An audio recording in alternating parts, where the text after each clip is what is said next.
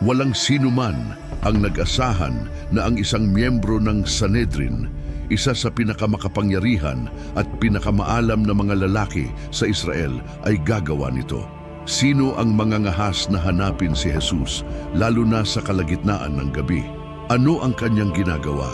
Isang pariseo, guro ng batas, isinusugal ang lahat upang makausap ang isang karpintero mula sa Galilea. Ano ang narinig ng taong iyon nakatago sa mga anino na nagbago sa kanya? Ito ay hindi lamang kwento ng isang lihim na pagtagpo. Ito ay kwento ng tunggalian sa pagitan ng reputasyon at katotohanan, sa pagitan ng relihiyon at pahayag, sa pagitan ng takot at pananampalataya. Isang kwento na kakaunti ang nakapagsasabi ng buo. At ngayon ay malalaman mo kung ano ito.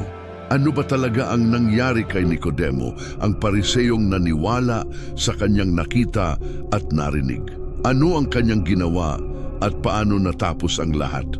At kung ang kwentong ito ay kukuha sa iyong puso gaya ng alam kong mangyayari, mag-subscribe ka upang hindi makaligtaan ang iba pang nilalaman na tulad nito. Ibahagi mo rin ito sa iba at tulungan mo akong dalhin ang mga katotohanan ito sa bawat sulok ng mundo, dahil may ilang kwentong biblikal na nararapat ikwento nang hindi pa naririnig noon. Jerusalem, ang lungsod ni David, ay umuugong sa mga alingawngaw ng sinaunang mga awitin at sa tuloy-tuloy na pagdating at pag-alis ng mga peregrinong pumupuno sa makikitid at batong lansangan nito. Ang mga bato ng mga pader nito ay tila nagkukuwento, mga kwento ng kaluwalhatian at pagtataksil ng pananampalataya at pagtalikod. Sa puso ng sagradong lungsod na ito nakatayo ang maringal na templo sa gisag ng presensya ng Diyos sa kanyang bayan. Gayunman, sa likod ng kaningningan ng mga puting haligi nito at ng ningning ng insensong pumapailang lang sa langit, nagtatago ang mga alitan, ambisyon at mga lihim na nagbabantang sumabog.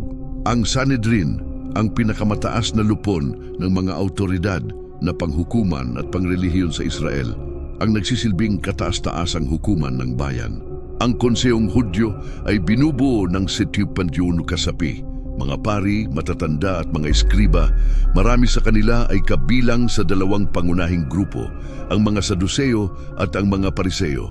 Bagaman nagbabahagi sila ng kapangyarihan, malalim at madalas ang kanilang mga pagkakaiba.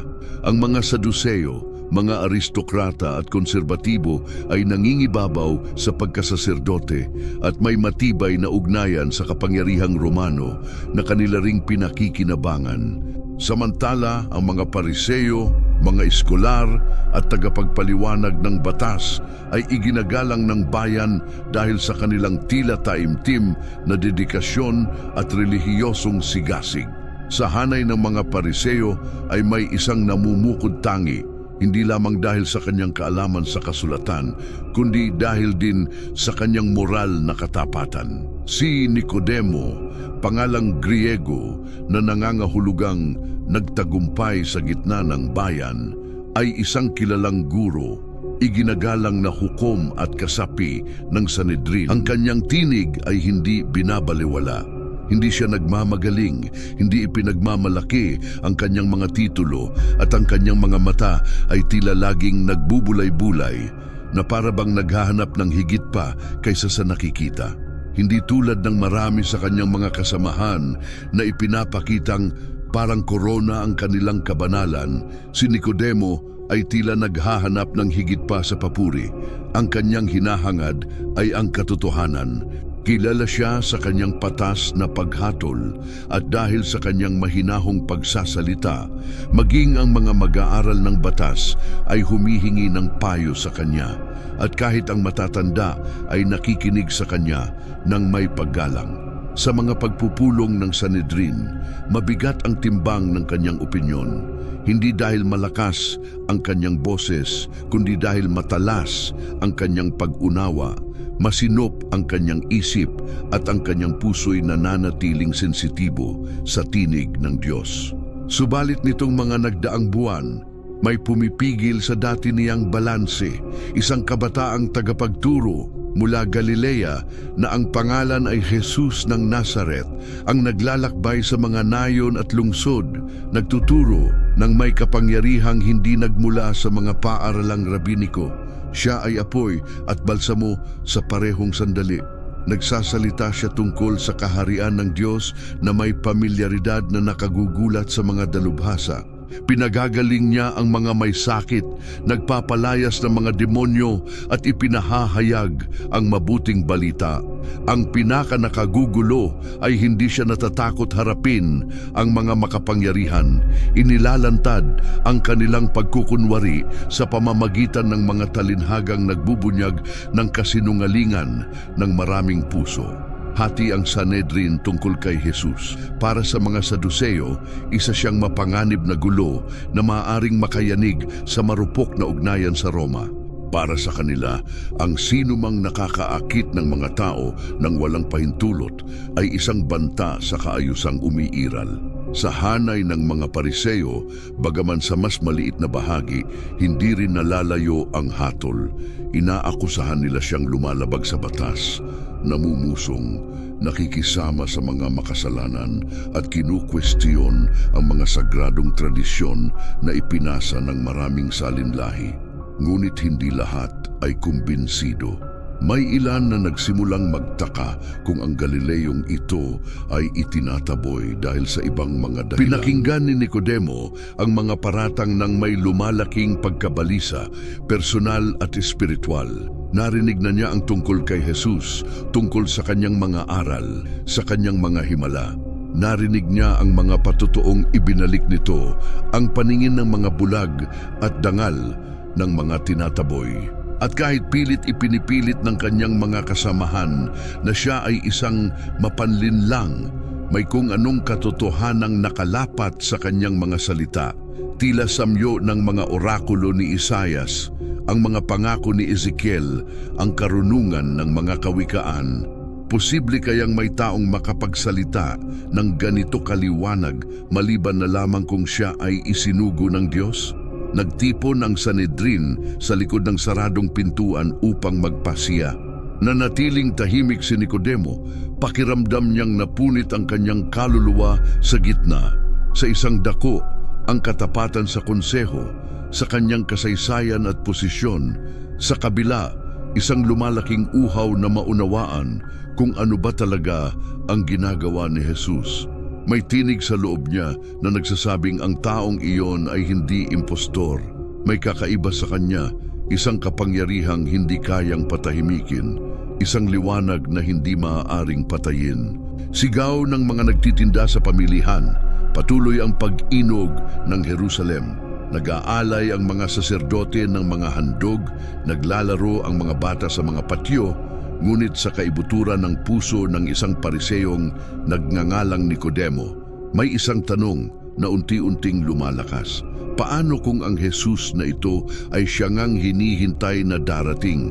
Hindi pa niya alam, ngunit ang pangambang iyon ang magdadala sa kanya sa isa sa pinakamahalaga at pinakababagong pangyayari na naitala sa mga sagradong pahina. Ang hangin ng Espiritu ay nagsimulang umihip, kahit maraming tao ang hindi pa rin kayang maramdaman ito. Si Nicodemo, mula pagkabata, ay may kakaibang bukasyong nararamdaman sa loob niya. Habang marami sa kanyang mga kasamahan ay nalulugod sa komplikadong mga batas ng Torah, hinahanap niya sa bawat linya ang tinig ng Diyos. Ipinanganak sa isang maimpluwensya at mayamang pamilya, iginagalang sa mga relihiyosong bilog, ang kanyang paghubog ay naging masusi at mahigpit. Binalak upang ihanda siya mula pagkabata upang maging pinuno sa bayan. Hinubog ang kanyang isipan sa pag-aaral. Batid niya ang batas ni Moises, ang mga propeta at mga sulat. Walang talata na hindi niya pinag-aralan, memorisado o binigyang kahulugan sa ilalim ng paggabay ng mga nakatatanda sa kanilang komunidad.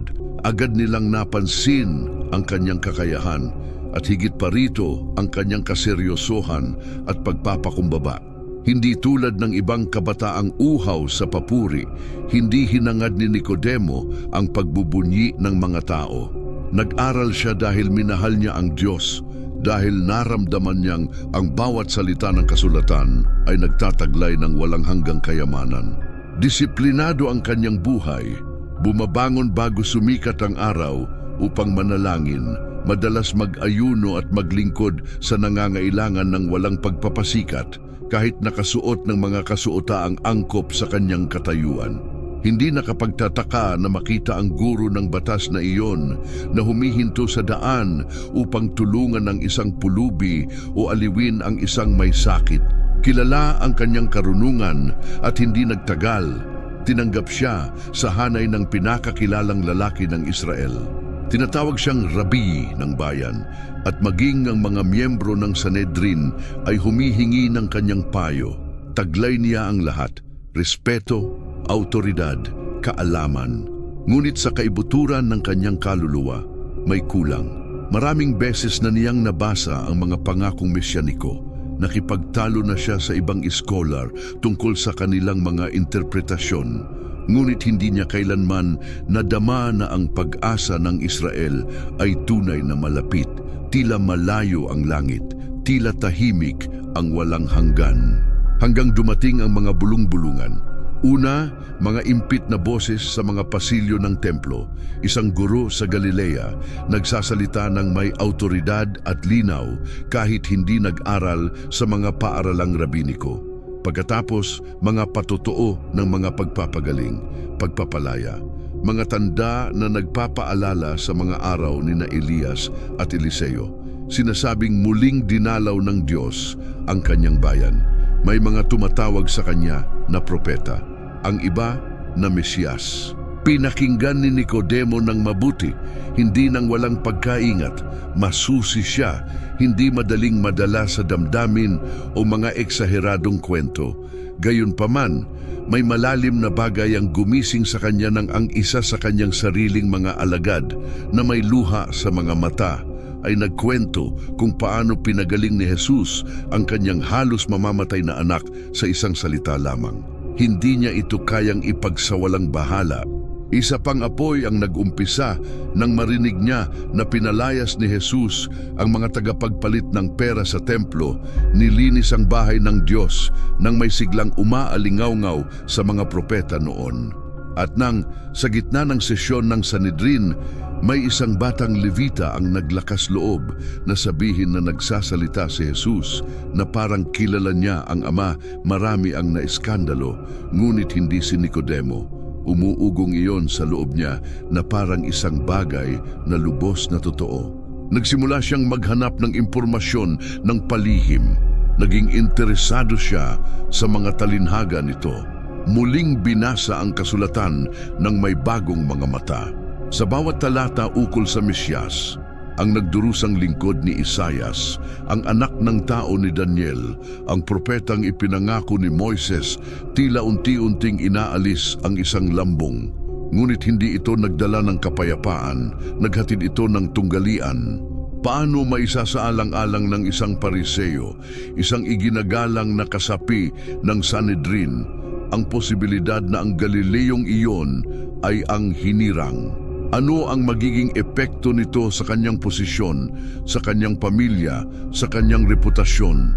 Hindi mahalaga kung gaano niya ito pilit takasan. Paulit-ulit na bumabalik ang pangalang Jesus.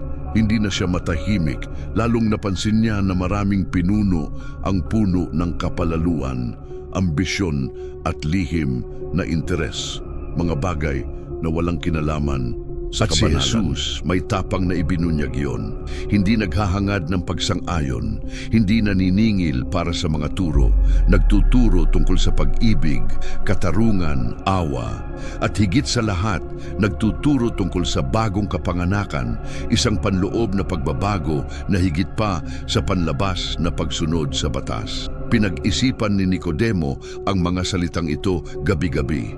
Napapanaginipan niya ang tinig ni Jesus kahit kailan ay hindi pa sila nagkaharap. Pwede bang magkaroon ng bagong kapanganakan ang isang tulad niya, isang taong puno ng relihiyosong gawain ngunit marahil malayo sa tunay na pakikipag-isa sa Diyos? Araw-araw, mas mabilis ang tibok ng kanyang puso sa pagnanais na hanapin siya, ngunit dinidiktahan ng takot ang kanyang mga paa. May bigat siyang pasan, hindi niya siya maaaring hanapin sa araw, hindi niya maaaring ipagsapalaran ang lahat ng padalos-dalos. Ngunit hindi na rin siya maaaring manatili sa gitna. Isang gabi, habang ang kalangitan ng Jerusalem ay kumikislap sa katahimikan ng mga bituin, lihim na umalis si Nicodemo. Lumakad siya sa mga lansangang nananatiling mainit mula sa araw. Ang kanyang tunika ay banayad na kumikibot sa ihip ng hangin. Matatag ang kanyang hakbang, ngunit sa loob niya ay may panginginig. Ito ang unang pagkakataon na lumabas siya ng ganoon at ang unang pagkakataon na hinanap niya ang isang bagay na hindi niya maipaliwanag. Paparoon siya sa taong nagbago ng kanyang buhay nang hindi man lamang siya nakikipag-usap. Hahanapin niya ang mga sagot. Ngunit higit pa sa sagot, ang kanyang kaluluwa ay uhaw sa isang pagkikita. Isang tunay na tagpo, isang walang hanggang sandali. At kahit hindi pa niya alam, magbabago ang lahat sa gabing iyon. Bumalot ang dilim sa Jerusalem na parang balabal na pelos. Tumahimik ang mga ingay ng pamilihan. Kumikislap ang mga lampara. Lumilikha ng mga aninong sumasayaw sa mga sinaunang bato. Sa gitna ng banal na katahimikan na iyon, malakas ang pintig ng puso ni Nicodemo. Magkahalong pagkabalisa at takot. Sa loob ng maraming araw, naghahanap siya ng paraan upang makalapit kay Jesus nang hindi napapansin ng kanyang mga kasama. At ngayon, sa wakas, papunta na siya.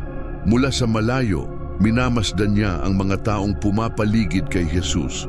At sa wakas, isang gabi, nakatanggap siya ng malabong sagot mula sa isa sa mga disipulo. Ang guro ay nasa isang payak na bahay sa labas ng lungsod, malayo sa kaguluhan, inaalagaan ang mga tunay na naghahanap sa kanya. Hindi siya nagtuturo sa mga palasyo ni nakikipagtalo sa looban ng templo. Matatagpuan siya sa piling ng mga basagang puso, mga hinamak, mga nakalimutan. Ang isa na nagsasalita na may autoridad mula sa langit ay mas pinipiling kasama ang mga hindi pinapansin ng marurunong. Alam ni Nicodemo na kailangan niyang pumunta, ngunit alam din niya ang kahulugan nito. Kung makita siyang nakikipag-usap kay Jesus, maaari siyang maakusahan, hatulan at kahit itiwalag. Kapag nadiskubre ang kanyang interes, mawawala ang kanyang posisyon sa Sanhedrin, ang kanyang impluensya, ang kanyang prestihyo, lahat ng bagay na pinaghirapan niyang buuin sa loob ng maraming taon. Mahigpit ang mga batas na pasalita sa mga nakikisama sa mga huwad na propeta, at marami sa Sanhedrin ang nagpasya ng si Jesus ay isa sa kanila. Gayunpaman, sa kabila ng takot na lumulobo sa kanyang dibdib, mayroong puwersang mas malakas sa loob niya. Habang sinusubukan niyang labanan ito, lalo niyang naiintindihan na hindi ito basta kuryosidad, kundi isang hindi mapigilang pananabik. Buong buhay niyang pinag-aralan ang tungkol sa kaharian ng Diyos, ngunit ngayon pa lamang niya naramdaman na marahil ang kahariang iyon ay mas malapit kaysa kailanman. Paano niya ito ipagsasawalang bahala? Isinuot niya ang isang madilim na balabal, tinatakpan ng kanyang tunika at naglakad sa makikitid na daanan, iniiwasan ng mga lugar kung saan siya maaaring makilala. Mabagal ang kanyang mga hakbang, hindi na siya bata, ngunit gabing iyon, tila may lakas ang kanyang mga paa ng isang naghahanap ng pag-asa. Sa bawat kanto, tumatakbo sa kanyang isip ang mga posibilidad, ang mga kahihinatnan, ang mga panganib, ngunit pati ang mga salita tungkol kay Jesus. Wala pang naging katulad niya. Anong uri ng guro ang nagbabago ng puso gamit ang mga talinghaga? Anong uri ng autoridad ang hindi umaasa sa titulo o posisyon? Dumating siya sa pinto ng isang payak na bahay. Mahina ang ningas ng isang lamparang langis. Sa loob, may mahihinang tinig na humahalo sa lagitik ng apoy. Bago pa siya kumatok, bumukas ang pinto. Tahimik siyang tiningnan ng isang disipulo. Nakilala siya, ngunit hindi binanggit ang kanyang pangalan. Bahagya lamang itong tumabi, anyaya para pumasok. Maliit ang silid, tanging ang lampara lamang ang ilaw. Naupo sa isang banig si Jesus ng Nazaret. Tumayo siya at nang magtagpo ang kanilang mga mata, para bang kilala na niya si Nicodemo noon pa. Naramdaman ng Pariseo ang uno sa loob niya, ginhawa, takot at paghanga. Hindi siya isang talumpating maingay o isang revolusyong pabigla-bigla. Tiningnan siya ni Jesus na may habag, may kapanatagang walang sandata. Napagtanto ni Nicodemo na walang saysay ang pagtatanggol o pagpapakitang matatag. Naupo siya sa harap niya. Sa ilang segundo, tanging ang tunog ng apoy ang maririnig. Halos sagrado ang katahimikan. Nakikipagbuno si Nicodemo sa mga salitang sasabihin. Dapat ba siyang magsalita bilang rabi, bilang hukom, o bilang isang taong nasa bingit ng pagguho? Nanginig ang kanyang tinig nang basagin niya ang katahimikan. Rabi, alam namin na ikaw ay guro na mula sa Diyos, sapagkat walang makagagawa ng mga tandang iyong ginagawa kung wala ang Diyos sa Kanya. Isang palihim na pagkilala, paghanga na may halong pagdududa. Nagsasalita siya para sa sarili, ngunit tulad ding nagmumungkahi na may iba pa sa Sanhedrin na nakaaalam, kahit nananatiling tahimik. Pinagmasdan siya ni Jesus. Nakita niya ang isang taong gutom, hindi sa intelektual na kasagutan, kundi sa buhay. Hindi pinansin ang papuri at sa boses na payapa, ngunit may autoridad, nagsalita. Katotohanang sinasabi ko sa iyo, malibang ang isang tao'y ipanganak na muli, hindi niya makikita ang kaharian ng Diyos. Nayanig ang puso ni Nicodemo, taon ng pag-aaral, panalangin, disiplina. At ngayon, ang mga salitang iyon ang humamon sa kanya na hindi pa nagagawa kailanman.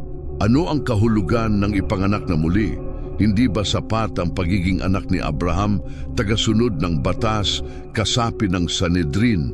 Litong sumagot siya, paano maaaring ipanganak ang isang tao kung siya'y matanda na? Maaari bang siya'y bumalik sa sinapupunan ng kanyang ina at muling ipanganak? May duda, ngunit may taus-pusong pagnanais. Nakita iyon ni Jesus, hindi siya nainis. Nanatiling banayad ang kanyang tinig, ngunit ngayon ay may lalim na tumatagos sa kaluluwa. Katotohanang sinasabi ko sa iyo, malibang ipanganak ang isang tao sa tubig at sa espiritu, hindi siya makakapasok sa kaharian ng Diyos. Ang ipinanganak sa laman ay laman, at ang ipinanganak sa espiritu ay espiritu. Huwag kang magtaka nang sabihin ko sa iyo, kinakailangang ipanganak kang muli. Tinamaan sa ubod ng kanyang paniniwala si Nicodemo. Ang kaharian ng Diyos ay hindi sistemang politikal, hindi pagbabalik ng kaluwalhating pambansa sa sariling sikap. Ito'y realidad na espiritual, hindi maaabot ng panlabas na pagsunod, pangrelihiyon. Tanging matatanggap lamang ng mga ipinanganak mula sa itaas, hindi dahil sa lahi, kundi dahil sa kilos ng Diyos. Bahagyang yumuko si Jesus at halos pabulong, nagdagdag, umiihip ang hangin saan nito ibig. Naririnig mo ang ugong nito, ngunit hindi mo nalalaman kung saan nanggagaling at saan patutungo. Gayon din ang bawat ipinanganak ng Espiritu. Humihip ang hangin mula sa kung saan nito nais at naririnig mo ang ugong nito, ngunit hindi mo alam kung saan ito nanggagaling ni kung saan patutungo. Gayon din ang bawat ipinanganak ng Espiritu. Pumikit si Nicodemo. Sa isang iglap, tumimo sa kanya ang larawan. Hanging hindi nakikita, hindi makokontrol, ngunit totoo. Ganoon, ang kilos ng Espiritu ng Diyos, hindi mahuhulaan, malaya. Ang kanyang tumatagos na kalikasan ay hindi kayang gapusin ng mga ritual ni ikulong sa mga legal na kasulatan. Ang bagong kapanganakan ay hindi gawa ng tao, kundi isang panloob na pagbabago. Isang hiningang nagbibigay buhay kung saan dati ay kaalamang patay lamang ang umiiral. Ngunit nangingibabaw pa rin ang pagkabigla. Buong buhay niya'y naniwala siyang babalik ang kaharian ng may kapangyarihan na may mga panlabas na palatandaan ng panunumbalik. Ngunit ngayon, isang kahariang espiritual, isang bagong buhay na nagsisimula sa hindi nakikita. Paano ito maisasagawa? Tanong niya na halos maputol ang tinig, hindi bilang panunuya, kundi bilang paghihirap ng isang taong nais umunawa, ngunit humaharap sa hindi maabot. Tiningnan siya ni Jesus na may halong damdamin. Ang habag at kalungkutan ay hindi pagsaway, kundi paghahayag na ang kaalaman ay maaaring maging lambong sa katotohanan kapag tumangging mabasag ang puso. Ikaw ay isang guro sa Israel at hindi mo alam ito. Tumama ang tanong kay Nicodemo ng malalim. Ang guro sa mga guro ay nasa harap ng pinakasimple at pinakamalalim na katotohanan at ang kanyang pagsasanay, ang kanyang autoridad, tila walang saysay. Sa sandaling iyon, lahat ay naging di mahalaga. Hindi sapat ang malaman ang tungkol sa Diyos.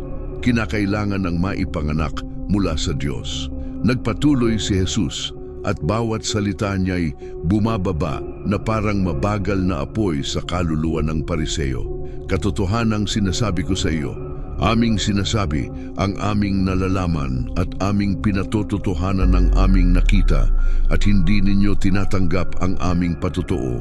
Kung sinasabi ko sa inyo ang mga bagay na makalupa at hindi kayo naniniwala, paano kayo maniniwala kung sasabihin ko ang mga bagay na makalangit?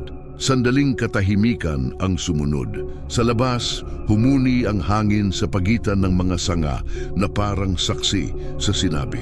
Pagkatapos ay nagsalita si Jesus ng isang bagay na hindi inasahan ni Nicodemo, isang mahiwaga at makapangyarihang pahayag na babago sa takbo ng kanyang buhay.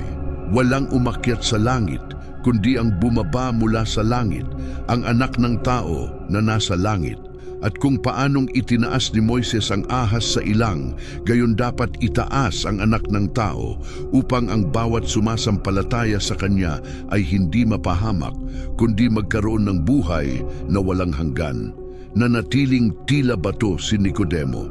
Sumalakay sa kanyang isipan ang mga larawan, ang ilang, ang mapaghimagsik na bayan, ang mga ahas, ang tansong ahas na itinayo sa gitna ng kampo bilang tanda ng pagtubos. At ngayon, ang lalaking ito sa harap niya ay nagsasabing siya rin ay itataas. Pagdakila ba iyon o may mas madilim na kahulugan?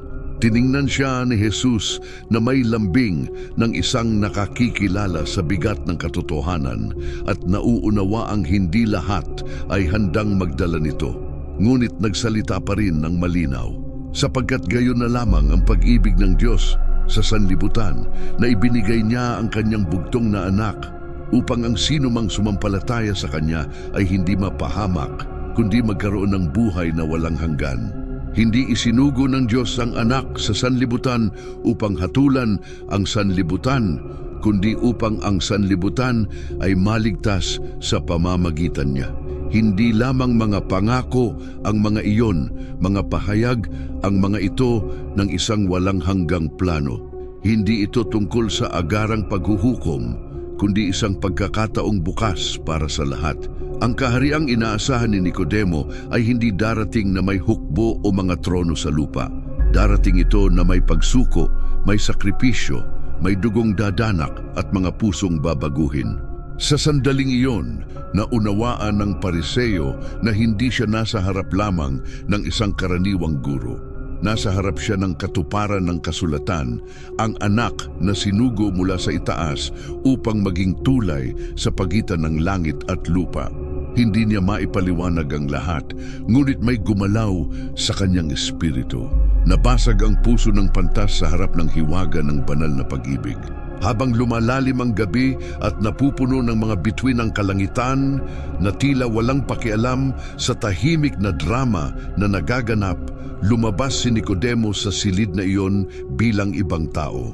Wala pa siyang lahat ng sagot, ngunit alam niyang hindi na siya maaaring mabuhay tulad ng dati. Ang alingawngaw ng pagtitipong iyon ay mananatili sa kanya magpakailanman, parang tagong apoy na hindi maaaring patayin. Nakilala niya ang anak ng tao, narinig ang tinig ng Espiritu. At kahit hindi pa tapos ang labanan sa pagitan ng pananampalataya at reputasyon, nagsimula na ang pagsilang ng isang bago sa kailaliman ng kanyang kaluluwa. Sa mga sumunod na gabi, Ang dati niyang matibay na routine ay naging mabigat at hindi mapakali. Mula unang sikat ng araw hanggang huling sinag ng buwan, tila pareho ang lahat. Dumadalo siya sa mga pagpupulong ng Sanedrin, nagtuturo, naglalakad sa mga looban ng templo na may dignidad. Ngunit sa loob, may nagbago ng tuluyan. Paulit-ulit na bumabalik sa kanyang isipan, halos may puwersang higit sa mortal, ang mensahe ni Jesus, kinakailangan mong ipanganak na muli. Gumuho ang mga haliging pinagpatungan ng kanyang buhay. Naniwala siyang ang kanyang lahing Hudyo, ang kanyang kaalaman sa batas, at ang kanyang posisyon sa Sanedrin ang naglapit sa kanya sa kaharian ng Diyos. Ngunit ngayon, sinabi ng isang Galileo na walang rabinikong pagsasanay na hindi iyon sapat. Hindi sapat ang ipanganak sa laman, niyang mabuhay ng panlabas na matuwid. Ang kaharian ay nakikita lamang ng ipinanganak ng Espiritu at hindi pa niya iyon nakikita. Muling sinuri ni Nicodemo sa isip ang mga teksto ng mga propeta na may ibang pananaw. Binuksan niya ang mga kasulatang pinagyaman niya sa loob ng mga dekada, hindi bilang guro, kundi bilang mag-aaral na unang beses pa lamang. Hindi siya naghahanap ng paliwanag, kundi ng pagpapatunay sa kung ano ang unti-unting binubulong ng kanyang puso. Nang mabasa niya sa Ezekiel na aalisin ng Diyos ang pusong bato at bibigyan ng pusong laman, naramdaman niyang nagsisimula itong mangyari sa loob niya. Nang magsalita si Isaias tungkol sa usbong na sisibol mula sa puno ni Jesse, ikinonekta niya ito sa lalaking kanyang nakatagpo. Nang mabasa niya ang tungkol sa lingkod na hinamak, walang anyong kaaya-aya. Dinala na parang kordero sa patayan, nanginig siya. Pwede bang ang Mesyas na nagdurusa ay si Jesus? Hati ang kanyang kaluluwa. Si Nicodemo ay hinubog sa isang teolohiyang naghihintay ng isang Mesyas na mananakop. Isang haring tulad ni David na magpapalaya sa Israel mula sa Roma at magpapanumbalik ng trono sa Jerusalem. Itatatag ang katarungan ayon sa batas. Ngunit si Jesus ay nagsalita tungkol sa isang kahariang hindi tagamundong ito. Hindi siya nag-alok ng mga trono, kundi ng krus. Hindi siya tumawag sa paghihiganti, kundi sa kapatawaran. Hindi niya pinalalaki ang mga matuwid, kundi inililigtas ang mga nagsisisi. At ang ideyang yon nag-aalok ng kaligtasan sa lahat. Ang kaharian ng Diyos ay isang iskandalo, hindi itinayo sa kapangyarihang pantao, kundi sa tulong ng Diyos. Isang espiritual na pagbabagong hindi nakikita na pinapatakbo ng Espiritu ng Diyos. Ang kapanganakang binanggit ni Jesus ay hindi maaaring makamit sa sariling pagsisikap, ni hindi maaaring kitain sa pamamagitan ng merito.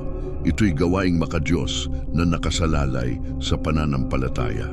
Isang payak na pananampalataya tulad sa isang bata na kayang mag-alay ng sarili ng lubusan. Si Nicodemo ay maingat na hinubog para sa isang pahayag na lumalampas sa kanyang kontrol. Ang kanyang posisyon sa Sanedrin ay humihiling ng anyo ng pagiging walang kinikilingan, ngunit hindi na niya kayang pakinggan ang mga panlalait kay Jesus nang walang gumagalaw sa loob niya. Nang sabihin ng isang matanda na si Jesus ay huwad na propeta dahil siya'y taga Nazaret, nanatiling tahimik si Nicodemo, ngunit naisip, hindi ba't sinabi ng kasulatan sa pamamagitan ni Mikas na ang Mesyas ay isisilang sa Belem?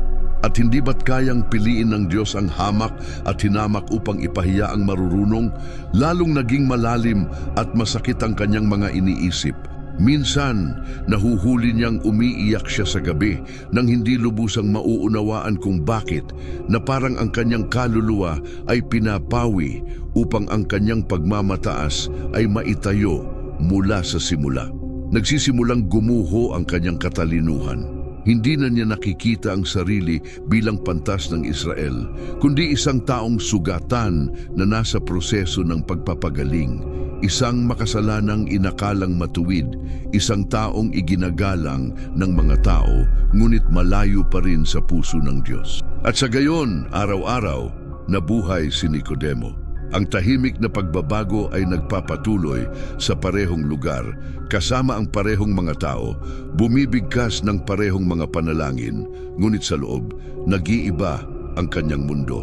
Ang iskandalo ng bagong kapanganakan ay hindi nagsimula sa isang sigaw, kundi sa isang bulong. Hindi nito agad winasak ang lahat, ngunit unti-unting iginiba ang pundasyon ng maling seguridad. At kapag nagising ang sino man sa katotohanan ito, hindi na siya makakabalik sa kadiliman, sapagkat alam na niyang iyon ay kadiliman. Isang gabi, habang minamasdan ang langit na puno ng bituin mula sa terasa ng kanyang bahay, itinaas ni Nicodemo ang kanyang mga mata at naalala ang sinabi ni Jesus kung paanong itinaas ni Moises ang ahas sa ilang. Ang larawang iyon ng ilang ay gumugulo sa kanya mula nang sila'y mag-usap. Ngayon ay nauunawaan niya. Itinaas ang tansong ahas upang yaong mga nakagat ng lason ay mabuhay sa pamamagitan lamang ng pananampalataya, sa pagtingin lamang, sa paniniwala lamang, walang ritual, walang merito, pananampalataya lamang. Ipinatong ni Nicodemo ang kamay sa kanyang dibdib. Sa unang pagkakataon matapos ang mahabang panahon, nauunawaan niya ang kaligtasan. Hindi ito para sa marurunong, kundi para sa mapagpakumbaba, hindi para sa mapagmataas at umaasa sa sarili, kundi para sa mga pusong wasak. At sa sandaling iyon, naunawaan niya na siya ay nagsisimulang ipanganak, hindi mula sa sinapupunan ng ina, kundi mula sa puso ng Diyos. Ang iskandalo ng bagong kapanganakan ay hindi lamang isang teolohikal na konsepto, ito'y revolusyon ng kaluluwa. Hindi na muling naging katulad si Nicodemo. Sa mga sumunod na linggo, tila isang preludyong pinapahiwatig ng mga pulang langit ang naganap. Isang tensyosong katahimikan ang bumalot sa lupain ng Jerusalem. Ang lungsod ng dakilang hari ay tila hindi pinapansin ang dumaraming bigat sa kanyang mga lansangan at sagradong pasilyo. Ngunit sa mga pasilyo ng templo at sa mga looban ng Sanedrin, ang pangalan ni Jesus ay hindi na binabanggit dahil sa kuryosidad, kundi bilang lumalaking banta. Naglalakbay si Jesus sa mga nayon at lungsod, nangangaral na may autoridad. Sinusundan siya ng mga tao hindi lamang dahil sa kanyang mga salita, kundi dahil ang kanyang mga gawa ay mga tandang hindi kayang tularan ng sinumang guro ng batas. Ang mga bulag ay nakakakita, ang mga pilay ay nakakalakad, ang mga kitongin ay nililinis. Nagsimulang magsalita ang mga tao ng pabulong tungkol sa kanya, tinatawag siyang propeta. May iba pang naglakas loob, Mesyas. At ang mas nakakabahala sa mga pinunong pangrelihiyon ay mahal siya ng bayan, hindi bilang isang karaniwang rabi, kundi may debosyong higit sa pinapahintulutan. Lumalapit sila sa kanya ng walang takot, hinahawakan siya, umiiyak sa kanyang harapan. Siya ang uri ng impluensiyang kayang sindihan ang isang lungsod ng pag-asa. At para sa Sanedrin, iyon ay tanda ng kaguluhan. Ang mga Saduceo, mga tagapag-ingat ng templo at kaalyado ng Roma ay natatakot na ang siglang bayan ay magpahamak sa kanilang kontrol na pampulitikal. Ang isang mesyanikong pag-aalsa ay maaaring isipin ng mga Romano bilang rebellion at hindi sila magdadalawang isip na supilin ito ng malupit gaya ng ginawa nila noon sa mga di-umano'y Mesyas.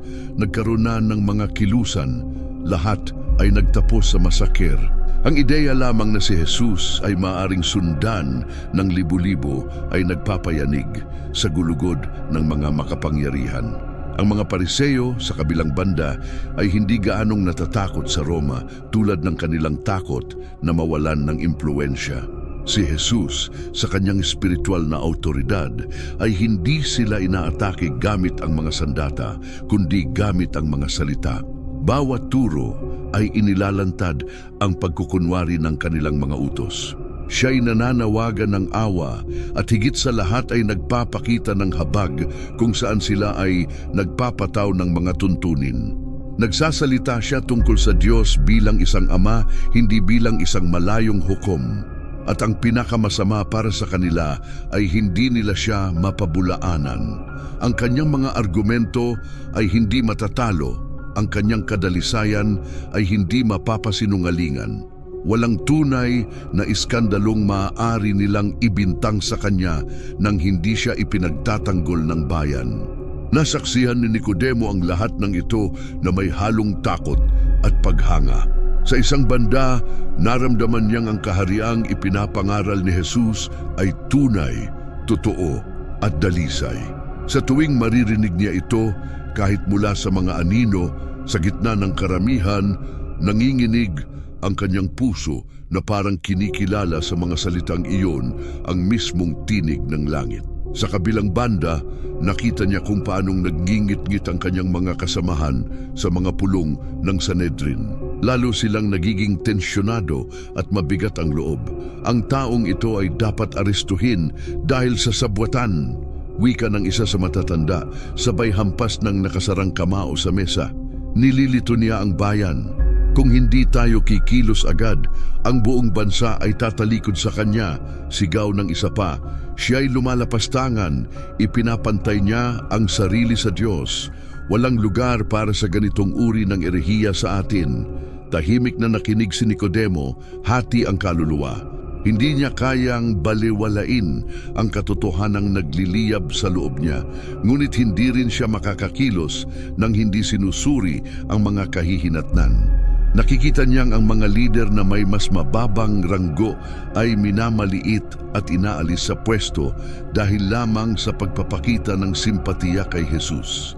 Kung magsasalita siya ng hayagan, mawawala ang kanyang posisyon, ang kanyang impluensya.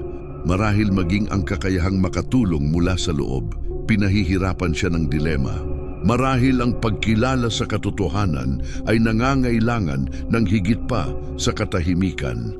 Ang manahimik habang binabalak ang pagbagsak ng isang taong matuwid, hindi ba't pagkakasangkot iyon?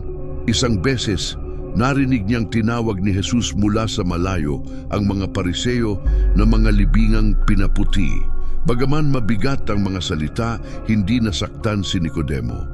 Alam niyang hindi iyon personal na pag-atake, kundi mga katotohanang sinabi sa gitna ng sakit. Si Jesus ay hindi nagsalita bilang isang kaaway, kundi parang isang doktor na nagdi-diagnose ng isang karamdaman. Hindi niya kinapootan ang mga Pariseo.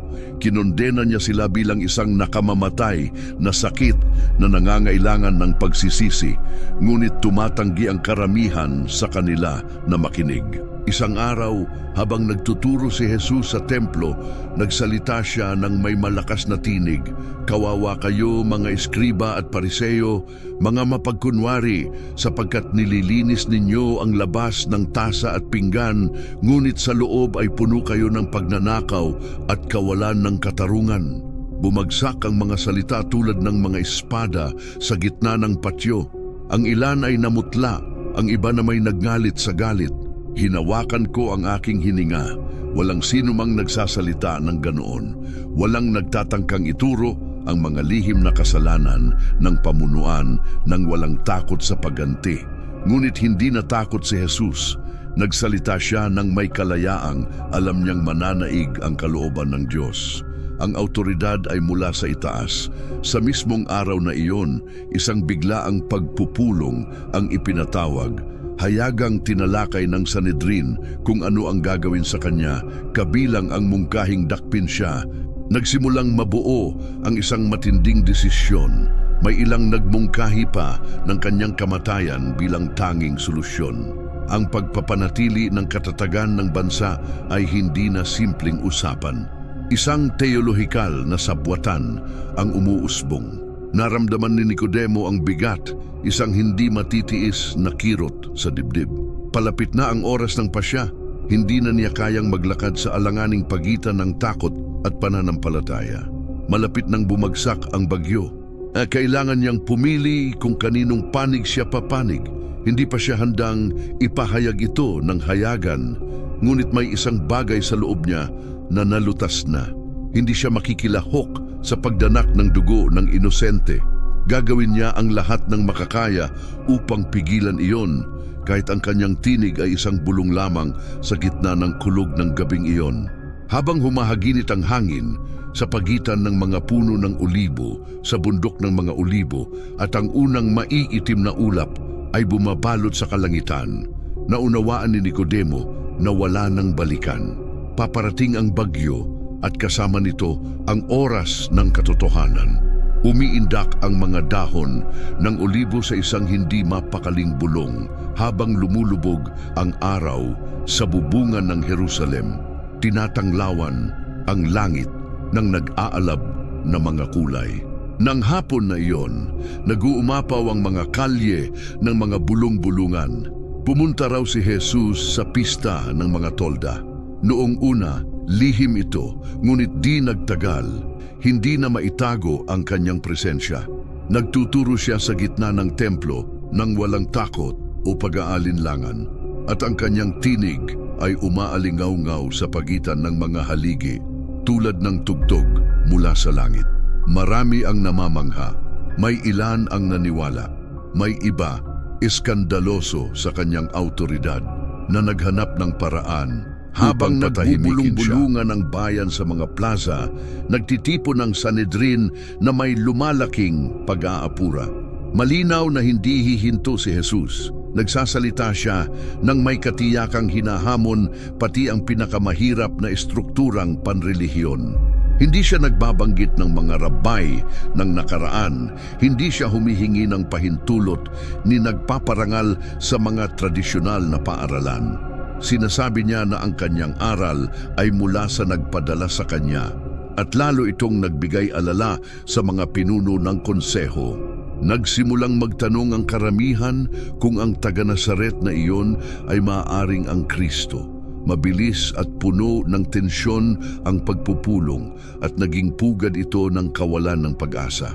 Hindi na natin maaaring hayaan ang mga paratang na ito. Sigaw ng isang Saduseo, itinaas ang tinig ng higit sa iba. Sinabi niyang nagmula siya sa Ama, nakilala niya ito at mas dakila siya kaysa kay Abraham. Sigaw ng isa pa, nalilito ang bayan, wika ng pangatlo. At ang kalituhan ang unang hakbang tungo sa kaguluhan.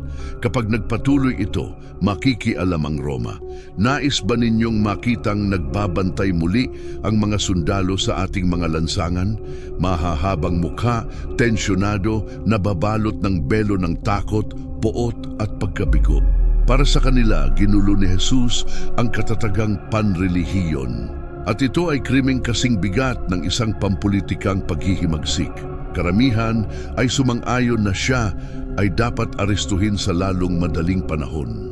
Ngunit noong nakaraan, ang mga bantay ng templo ay bumalik na hindi tinupad ang utos. Bakit hindi ninyo siya dinala? Tanong ng isa sa mga pinuno. Nagkatinginan ng mga sundalo tulad ng mga batang nahuli sa pagkakamali, hanggang sa ang isa sa kanila ay sumagot. Sa totoo lang, wala pang taong nagsalita tulad niya. Isang ugong ang kumalat sa silid. Nakakabahala na maging ang mga bantay ay naaapektuhan ng kanyang mga salita. Ang impluensya ni Jesus ay lumalampas sa mga hangganang hindi nila mawari. Kaya't nagsalita ang mga Pariseo na puno ng paghamak. Naloko na rin ba kayo? Mayroon bang isa man sa mga pinuno o sa mga Pariseo na naniniwala sa kanya? Retorikal ang tanong, puno ng panunuya. Ngunit hindi nila alam na sa silid na iyon may isa sa kanila na hindi na nag-iisip tulad ng dati. Hindi nila namalayan na ang hamong iyon ay nagpasiklab ng biglaang apoy. Bahagyang tumindig si Nicodemo. Ang kanyang tinig ay hindi sumigaw, hindi humampas sa mesa, naging marinig lamang ng may katahimikan. Hinuhusgahan ba ng ating batas ang isang tao nang hindi muna siya pinakinggan at nauunawaan ang kanyang ginawa? Agad na nanigas ang silid. May tumingin sa kanya ng may pagkabigla. Ang iba naman ay may paghamak. Ang mga salitang iyon, bagamat balot sa legalidad, ay higit pa sa teknikal na depensa. Isang implisitong pahayag na karapat-dapat si Jesus na marinig. Hindi siya maaaring hatulan ng walang makatarungang paglilitis. Sa puso ni Nicodemo, iyon ang kanyang unang gawa ng tapang. Hindi pa iyon hayagang pagtatapat, ngunit isang malinaw na pagputol sa bulag na kapuotan. Sumagot ang isa sa mga miyembro, puno ng mapait na panunuya. Ikaw ba'y taga-Galilea rin? Suriin mo at tingnan, walang propetang lumitaw mula sa Galilea. Pumutok ang mga tawa, ngunit ang lason ng pangungutya ay nanatili sa hangin. Isang panlalait iyon para kay Jesus at kay Nicodemo. Inaakusahan siyang simpatisador, isang mangmang na taksil sa kadalisayang doktrinal. Hindi sumagot si Nicodemo, nanatiling payapa ang kanyang mukha, ngunit nag-aalab ang kanyang kaluluwa. Alam niyang tumawid na siya sa isang hangganan. Ang binhi ng pananampalatayang itinanim noong gabing yaon kasama si Jesus ay nagsisimula ng tumubo. Hindi sa ingay, kundi sa malalim na ugat, lumalago sa katahimikan. Sa araw na iyon, iniwan niya ang konseho na alam na ang kanyang lugar ay hindi na naroon. Taglay pa niya ang kanyang damit pariseo at ang kanyang upuan sa Sanhedrin. Ngunit may isang mahalagang bagay na nagbago. Nagsalita siya, nang himasok siya. At kahit hindi pinakinggan at kinutya ang kanyang tinig, alam niyang kumilos siya ng may katapatan. Ang pananampalataya sa pinakamalinis nitong anyo ay hindi laging nagsisimula sa sigaw o hayagang pagpapahayag. Minsan, nagsisimula ito bilang bulong ng katarungan sa gitna ng kaguluhan ng kapangyarihan. Si Nicodemo, ang pariseo na minsang nagpunta sa gabi, ay nagsimulang lumakad papunta sa liwanag, bagaman may maingat na mga hakbang. Ang gabi ay lumatag sa Jerusalem tulad ng isang telang punong tanong na walang kasagutan.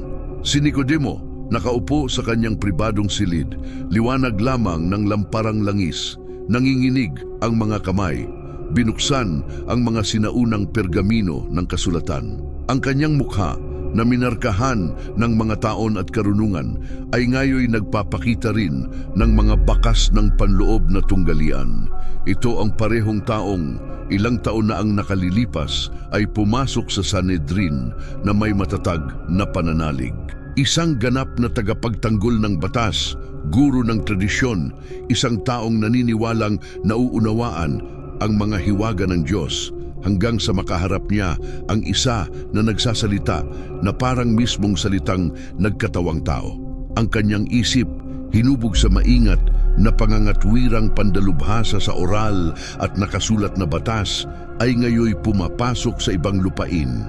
Hindi ang titik, kundi ang espiritu. Sa gabing iyon, nagpasya siyang bumalik sa pinakaugat, hindi sa mga komentaryo ng mga rabi o sa mga tradisyong nagpatong-patong sa sagradong teksto, kundi sa mismong salita. Dahan-dahan niyang binuksan ang pergamino ni Isaias at binasa. Hinamak at itinakwil ng mga tao, taong may kapighatian at bihasa sa pagdurusa. Sanay sa mapapait na karanasan, tulad ng batang tupa na dinadala sa katayan, biglang bumilis ang tibok ng kanyang puso. Nabasa na niya ito ng maraming ulit at tinuruan bilang larawan ng paghihirap ng Israel. Ngunit ngayon ay binabasa niya ito ng may ibang paningin. Paano kung hindi ito tumutukoy sa isang kolektibong simbolo, kundi sa isang tao? Paano kung ang lingkod na nagdurusa ay hindi metapora, kundi isang totoong tao, kusang loob na nagsuko, itinakwil ng sarili niyang bayan? Nagpatuloy siya sa pagbabasa. Siya'y nasugatan dahil sa ating mga pagsalangsang, nadurog dahil sa ating mga kasamaan. Ang parusang nagdulot sa atin ng kapayapaan ay nasa Kanya. Ang mga salita ay tila mismong sinasabi ni Jesus, parang umuulit ng realidad ng pagpapapako. Ang imposibleng pangyayaring iyon ay nagkaroon ng bagong kahulugan. Hindi iyon isang trahedyang walang direksyon, kundi isang sakripisyong ipinropesya. Hindi ito pagkatalo, kundi pagtutubos na pinlano bago pa ang panahon. Hindi ba sinabi ni Jesus na ang anak ng tao ay kailangang itaas tulad ng ahas sa ilang? Namamasdan ng Fariseo, na nakikita roon ang sarili niyang espiritual na kamatayan at muling pagsilang bilang isang gawaing pantubos, ay nanatiling tahimik. Sa loob ng ilang minuto, nakatitig lamang ang kanyang mga mata sa apoy na sumasayaw sa lamparang langis, habang ang alingawngaw ni Isaias ay umaalingawngaw sa kanyang isipan tulad ng isang malungkot ngunit umaasang himno. Dahan-dahan niyang kinuha ang isa pang balumbon kay Daniel at hinanap ang siping sa loob ng maraming siglo'y nagbibigay sigla sa mga eskolar. Sa mga pangitain ng gabi ay tumingin ako at narito may dumarating na kasama ng mga alapaap sa langit na parang anak ng tao. Naalala ni Nicodemo kung paano madalas tawagin ni Jesus ang kanyang sarili sa ganitong paraan. Hindi ito isang walang laman na pamagat, kundi puno ng kapangyarihang mesyaniko. Ibinigay sa kanya ang kapangyarihan, kaluwalhatian at kaharian upang paglingkuran siya ng lahat ng bayan, bansa at wika. Ang kanyang kapangyarihan ay walang hanggan at hindi lilipas, at ang kanyang kaharian ay hindi mawawasak magpakailanman. Isa na namang kabalintunaan, nagsasalita si Jesus tungkol sa isang walang hanggang kaharian, ngunit hindi nang hihingi ng korona ni Sandata. Ang kanyang kapangyarihan ay hindi nagmumula sa espada, kundi sa mga salitang nagpapagaling at mga kilos na nagbabangon. Maaring itinatatag ba niya ang kahariang nakita ni Daniel, hindi sa anyong politikal, kundi espiritual.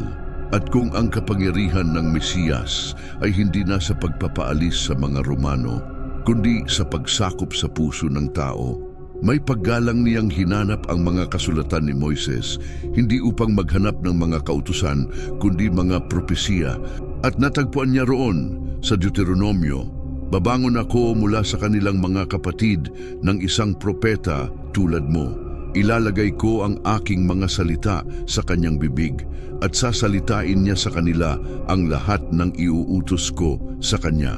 Magsalita si Jesus ng kakaiba, hindi tulad ng mga eskriba, hindi nanghihiram ng tradisyon, kundi may tuwirang kapangyarihan. Hindi ba't ito ang ipinangako ng walang hanggan sa pamamagitan ni Moises? Hindi ba siya ang inihayag at dapat pakinggan ng lahat? Pumikit si Nicodemo. Sa isang iglap, wala na siya sa isang pag-aaral na teolohikal. Hindi niya sinusuri ang mga tuntunin, kundi yakap ang isang pahayag. Nagsisimulang magsama-sama ang mga piraso, hindi sa malamig na lohika, kundi sa buhay na karanasan. Ang lahat ng kanyang pinag-aralan noong kabataan ay nagkakaroon ng bagong kahulugan sa liwanag ng isa na nagsabi, "Ako ang ilaw ng sanlibutan." Nabuhay siya ng maraming taon na napapalibutan ng mga banal na kasulatan. Ngunit ngayon, sa kanyang katandaan, nauunawaan na niya ang mga salitang iyon ay hindi dulo, kundi daan tungo sa isang tao, isang katotohanang humihinga, nagsasalita, nagmamahal. Inihanda siya ng batas, ngunit hindi siya mailigtas. Inihatid siya nito hanggang sa pintuan. Ngunit hindi niya iyon kayang buksan, si Jesus lamang ang makakagawa.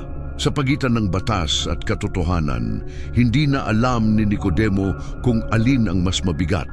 Ang dating nakagugulat sa kanya ay tila ngayon ay isang panibagong simula.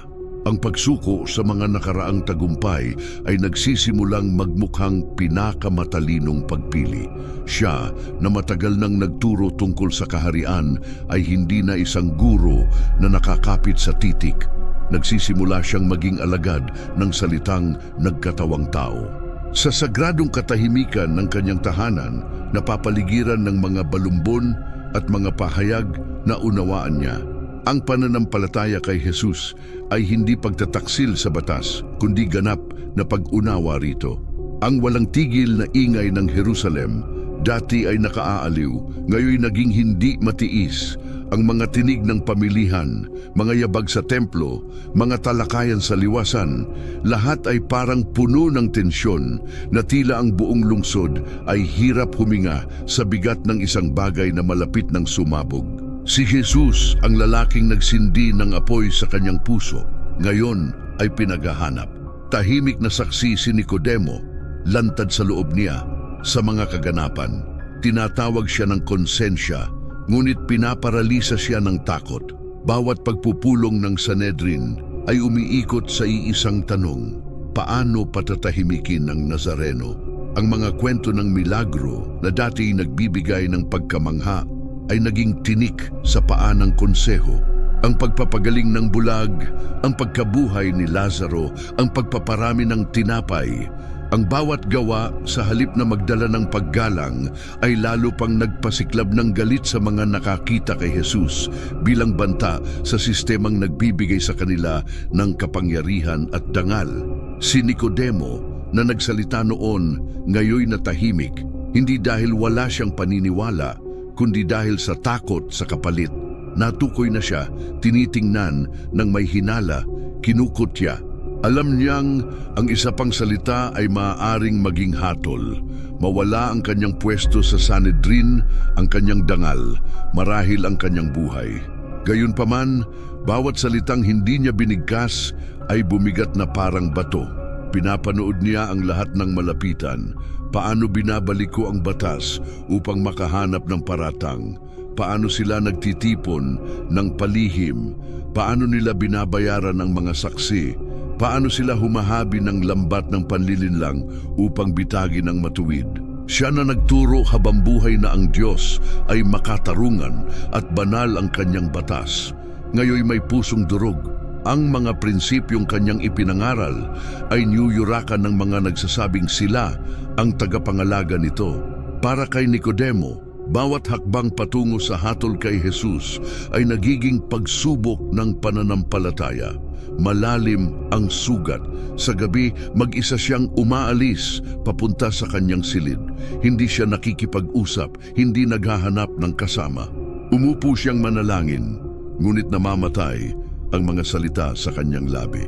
Paano mananalangin sa Diyos ni Abraham kung ang sariling konsensya ang nag-aakusang mabigat? Paano magturo tungkol sa katarungan kung nananatili siyang tahimik sa harap ng pinakamalaking kawalang katarungan ng kanyang panahon? Ang alaala ng pakikipagtagpo kay Jesus ay bumabalik na parang walang tigil na alingawngaw. Kailangan mong ipanganak na muli. Hinubaran siya ng pangungusap na iyon. Binaniwala siyang muli niyang suriin ang buong buhay, kanyang bokasyon, kanyang pananampalataya. Nagsimula na ba ang bagong kapanganakan o naipit ito sa gitna ng pagluwal? Maaari ba niyang tawaging sarili siyang alagad sa espiritu kung wala siyang lakas ng loob na magsalita kapag kinakailangan? Nanatiling lihim si Nicodemo, nagmamasid mula sa malayo. Nakatago sa likod ng mga haligi, nagkukubli sa anyong walang kinikilingan, ang bawat talinghaga ni Jesus ay parang patalim. Nang siya'y magsalita tungkol sa binhing nahulog sa mga dawag, naunawaan ni Nicodemo, naroon ang kanyang kaluluwa, sinasakal ng takot, ng pag-aalala, ng reputasyon. Ang talinghaga tungkol sa alipin na nakaaalam ng kalooban ng puon at hindi ito tinupad ay umalingaw-ngaw tulad ng hatol. Sumikip ang dibdib niya habang nag-iisa siyang naglalakad sa looban ng gabing iyon. Sa loob ng templo, narinig niyang may pangkat ng mga saserdote na nagbabalak na hulihin si Jesus. Ayon sa kanilang mga salita, gagawin nila iyon sa pamamagitan ng mga tanong na may patibong at mga bitag na pambatas. Hinihintay lamang ang tamang sandali. Nayanig si Nicodemo at umurong siya ng nanginginig. Walang kakayahang pigilan ang kaniyang kuryosidad. Paano kung ito na ang sandali para kumilos? At paano kung nagsalita ako? Hindi niya pinigilan na maganap ang trahedya, hindi dahil sa purong kaduwagan, kundi dahil sa uri ng marahang takot na nagtatago sa likod ng mga makadiyos na palusot. Hindi nila ako pakikinggan ngayon. May mga paraang mas maingat. Marahil may ibang daan ang Diyos. Itong kaisipan ang nagbigay katwiran sa kaniyang katahimikan gabi-gabi, hanggang sa ang katahimikang iyon ay naging isang bilangguan. Gayunman, ang pananahimik ay hindi tanda ng kawalang pakialam, sapagkat sa kaluluwang pinahihirapan, hindi na makatulog ni makakain ng may kasiyahan si Nicodemo. Natagpuan niya ang kapayapaan sa panalangin at sa pagtuturo. Ang kaniyang panloob na pagkatao ay naging isang ilang kung saan ang tinig ng Diyos ay naging mas malinaw, mas apurahan. Naunawaan niyang siya ay umabot na sa hangganan at alam niyang kaunti na lamang ang natitirang panahon niya sa buhay, nakabiting parang nasa pagitan ng dalawang daigdig. Ang kaharian ng Diyos ay hindi tumatanggap ng mga alagad na maligamgam. Sa bandang huli, kailangang magpasya, ngunit hindi pa siya handa. Sinusundan siya ng kahihiyan na parang anino, hindi dahil sa mga nagawa niya, kundi dahil sa mga hindi niya ginawa. Nagsasalita si Jesus tungkol sa kaniya na parabang isa siyang hindi kumilos, bagaman nakita na niya ang katotohanan, isang parola sa kadiliman, ang liwanag na naparito sa sanlibutan. At siya, si Nicodemo, ay nakakita na nito, ngunit patuloy pa ring lumalakad sa dilim. Gayunman, may isang bagay sa loob niya, isang munting ningas na ayaw mamatay. Isang patuloy na bulong ang nagpapaalala sa kanya na hindi pa tapos ang kwento, na marahil hindi pa siya nakapagsalita, ngunit hindi pa huli upang gawin iyon. Tinatawag siya ng kaharian ng Diyos. Dumating ang agos na parang isang alon, at kahit natatakot siyang mabasa, patuloy na tumataas ang tubig. Ang pananahimik ng isang saksi ay hindi nagbubura ng kaniyang tawag, ipinagpapaliban lamang ito, at sa kaibuturan, ang tawag kay Nicodemo ay patuloy na umaalingaw-ngaw, naghihintay ng tamang sandali. Dumating ang bukang liwayway na may kakaibang hangin, mabigat, halos hindi malanghap. Ang langit sa ibabaw ng Jerusalem ay nabalutan ng maputlang ulap-usok na parabang pinipigil ng lungsod ang paghinga nito. Hindi iyon isang karaniwang araw. Mula pa sa madaling araw, nagtitipon na ang mga tao na may halong paghihintay at pagkalito, nagtatakbuhan sa mga lansangan, nagsasalita na may mga mukhang balisa at mga matang umiiwas tumingin. May isang bagay na nabubuo, isang bagay na magbabago ng lahat. Ang mga pundasyon ng kasaysayan at ng kaluluwa. Hindi naging tuwirang saksi si Nicodemo sa paglilitis. Wala siya sa silid kung saan nagpasiya ang Sanedrin na ipagkaloob si Jesus. Wala siya roon nang ipadala siya kay Pilato. Ninang ang mga tao na udyok ng mga pinuno ay nag-iingay sa sigaw na ipako siya sa krus. Ngunit alam niya, nauunawaan niya mula sa mga bulong-bulungan, mula sa mapuputlang mukha ng mga alagad na nagkukubli sa makapal na katahimikan na nagsimulang bumalot sa buong lungsod. Si Jesus ay hindi lamang huhusgahang wala ng kredibilidad bilang guro ni bilang propeta, pakikitunguhan siya na parang pinakamasahol na kriminal, ipapako sa krus ng Roma, itatakwil ng Israel. Hindi nagsalita si Nicodemo, hindi dahil ayaw niya, kundi dahil huli na ang lahat. Nagawa na ang mga pasya, naikabit na ang mga tanikala, napagtibay na ang hatol. Ang tanging magagawa na lamang niya ay tumingin at manangis.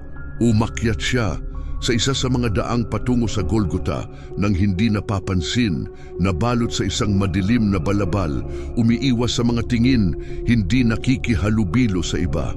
Huminto siya sa layong hindi siya makikilala sa hanay ng mga tagasunod, ngunit sapat na lapit upang makita ang aninong-anyo ng taong ipinako sa krus. At mula roon ay nasaksihan niya ang isang bagay na walang guro sa Israel ang handang unawain, ang Mesyas na nakabitin sa isang pirasong kahoy. Nakadudurog puso ang tanawin, ang mga pako, ang dugo, ang mga tinik. Ngunit higit pa sa pisikal na sakit, ang tumimo kay Nicodemo ay ang bigat na espiritual ng sandaling iyon. Hindi lamang iyon basta hindi makatarungang pagpatay sa isang tao. Ito ay isang bagay na mas malalim, mas nakakatakot, mas banal. Pagkatapos gaya ng kidlat, bumalik sa kaniyang isipan ang mga salitang sinabi sa kanya ni Jesus noong gabing lihim. Kung paanong itinaas ni Moises ang ahas sa ilang, gayon din kinakailangang itaas ang anak ng tao. At doon niya siya nakita, nakataas sa pagitan ng langit at lupa, hindi sa isang trono kundi sa isang krus, hindi sa nakikitang kaluwalhatian, kundi sa dugong duming kahihiyan. Ito ang hiwagang kailanman ay hindi naunawaan. Ang anak ng tao ay itatanghal, oo, ngunit hindi gaya ng pagtatanghal ng mga tao sa kanilang mga bayani. Ang kaniyang pagdakila ay ang kaniyang pag-aalay, ang kaniyang korona, mga tinik, ang kaniyang trono, isang magaspang na krus. Ang larawan ni Moises sa ilang ay sumulpot sa harap ng kaniyang paningin. Ang bayan na tinuklaw ng mga makamandag na ahas, hinatulang mamatay dahil sa kanilang paghihimagsik, dumadaing para sa kaligtasan. At ang Diyos sa kaniyang habag na nag-utos na itaas ang tansong ahas upang sa pagtingin lamang dito ay gumaling sila. Hindi na kailangang gumawa pa ng anuman ng mga may sakit upang mabuhay. Sapat na ang tumingin ng may pananampalataya. At noon niya naunawaan na si Jesus ang naging ahas na iyon, hindi dahil sa sarili niyang kasalanan, kundi dahil pasan niya ang kasalanan ng lahat, hindi dahil siya ay may sala, kundi upang ang tinging may pananampalataya ay makapagdala ng kaligtasan.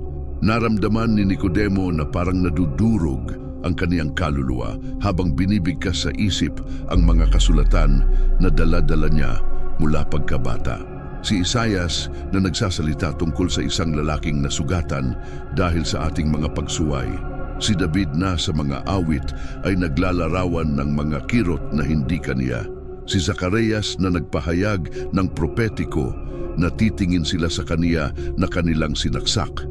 Nandoon na ang lahat, laging nandoon. Ngunit ngayon, lahat ay nagkaroon ng sentido sa krus na iyon. Gusto niyang sumigaw, tumakbo at roon, sabihin kay finalmente había entendido na kinikilala na niya, ngunit hindi gumalaw ang seuspes, hindi bumuka ang suwaboka. Luha lamang ang tahimik na dumaloy sa suwas buchechas. Si Jesus, mapait e abatido, nakabitin sa madero, hindi sumumpa, hindi nag-akusa, hindi humingi ng pagganti. Tinawag niya ang Ama, humihingi ng kapatawaran at sa huli, ibinuga niya ang kanyang huling hininga. Ang kanyang mga salita ay tumimo ng malalim sa puso ni Nicodemos na tapos na, tapos na. Ang mga propesiya ay hindi na mga pangakong nakabinbin, kundi mga katotohanang tinatakan ng dugo ng kordero. Ang tabing ay malapit ng mapunit. Ang kaligtasan ay hindi na isang konsepto, ito ay isang tao. At ang taong iyon ay kakamatay lamang. Nagdilim ang langit, umuga ang lupa, at si Nicodemos, guro ng Israel, ay lumuhod sa tuyong lupa, hindi bilang hukom, ni bilang marunong, kundi bilang makasalanan. Sa araw na iyon, hindi niya ipinahayag ang kanyang pananampalataya sa harap ng mga pulutong, ngunit ipinahayag niya ito sa pamamagitan ng luha, sa pusong durog, sa wakas ay sumusuko. Sapagkat sa paanan ng krus, naglalaho ang lahat ng argumento. Namamatay ang bawat palusot. Ang natitira na lamang ay ang katotohanan. Ang anak ng tao ay itinaas upang ang bawat sumampalataya sa kanya ay hindi mapahamak, kundi magkaroon ng buhay na walang hanggan. At si Nicodemos ay sumampalataya. Ang hangin sa Jerusalem ay patuloy pang nanginginig sa pagyanig na yumanig sa lupa matapos ang kamatayan ni Jesus. Tila nakabitin ito ngayon sa isang mapitagang katahimikan na para bang ang buong lungsod sa loob ng ilang minuto ay huminto sa takbo nito sa bigat ng nangyari. Ang nangyari sa Golgotha para kay Nicodemos ay yaong katahimikan, ang alingaw-ngaw ng isang pasyang hindi na niya maisasantabi. Wala nang puwang para sa mga palusot, ni panahon para magtago sa mga anino. Ang siya na nagsalita sa kanya tungkol sa bagong kapanganakan na naghayag sa kanya ng kahariang espiritual ay hinamak ng sarili niyang bayan. Ngayon ay patay na siya at sa bangkay na iyon nakita ni Nicodemos ang pagkakatawang tao ng pag-ibig na nagbigay ng lahat. Sa loob ng maraming taon, namuhay siyang hati sa pagitan ng batas at biyaya, sa pagitan ng tradisyon at pahayag, sa pagitan ng kanyang reputasyon sa harap ng mga tao at ng kanyang paninindigan sa harap ng Diyos. Ngunit nilutas ng krus ang dilemang iyon, hindi sa pamamagitan ng mga salita, kundi sa pamamagitan ng dugo, hindi sa pamamagitan ng mga argumento, kundi sa pamamagitan ng ganap na pagsuko. At sa kaniya nalaman kung ano ang dapat niyang gawin. Hinangad niyang hanapin ang isa pang taong tahimik na tulad niya'y naniniwala ng palihim, si Jose de Arimatea, isang iginagalang na miyembro ng Sinedrio, matuwid at may takot sa Diyos na hindi rin sumang-ayon sa paghatol kay Jesus. Nagkita silang dalawa nang hindi na kailangan ng maraming salita. Sapat na ang kanilang mga tingin, hindi na sila maaaring manatiling nakatago. Humarap si Jose kay Pilato ng buong tapang. Ang paghingi sa katawan ni Jesus ay isang mapanganib na hakbang. Tanging mga kamag-anak o tunay na malalapit lamang ang naglalakas loob na angkinin ang katawan ng isang ipinako sa krus. Iyon ay hayagang pakikibahagi sa isang hinatulang kriminal, sa isang itinuring na erehe at mapanlait sa Diyos. Ngunit hindi nag-aalinlangan si Jose. Si Nicodemos naman ay dumating na may dalang halo ng mira at aloes, halos 45 kilo, isang di pangkaraniwang dami, na para bang hindi nila inilibing ang isang kriminal kundi isang hari. Ang ginawa nilang iyon ay hindi lamang parangal sa gurong namatay. Ito ay isang buhay na pagpapahayag, isang tahimik ngunit hindi malilimutang deklarasyon. Nananampalataya kami na siya nga ang sinasabi niyang siya.